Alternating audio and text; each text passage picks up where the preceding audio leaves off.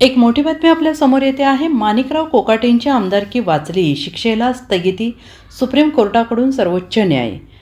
राष्ट्रवादी काँग्रेसचे नेते आणि माजी मंत्री माणिकराव कोकाटे यांना सर्वोच्च न्यायालयाकडून मोठा दिलासा मिळाला आहे. कोकाटे यांच्या शिक्षेला सर्वोच्च न्यायालयाने स्थगिती दिलेली असून त्यामुळे त्यांची आमदारकी कायम राहणार आहे.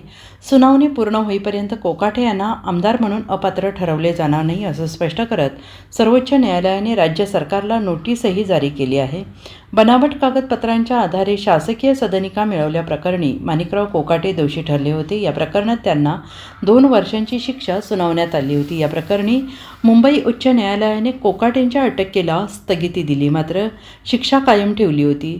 उच्च न्यायालयाच्या या निर्णयाला कोकाटे यांनी सर्वोच्च न्यायालयात आव्हान दिलं होतं. आज या याचिकेवर सर्वोच्च न्यायालयात सुनावणी झाली. सुनावणी दरम्यान न्यायालयाने कोकाटेंच्या शिक्षेला स्थगिती देत त्यांना मोठा दिलासा दिला.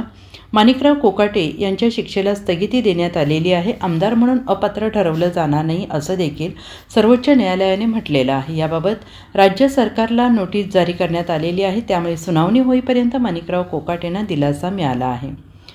Bureau report, SBN Marathi, Mumbai.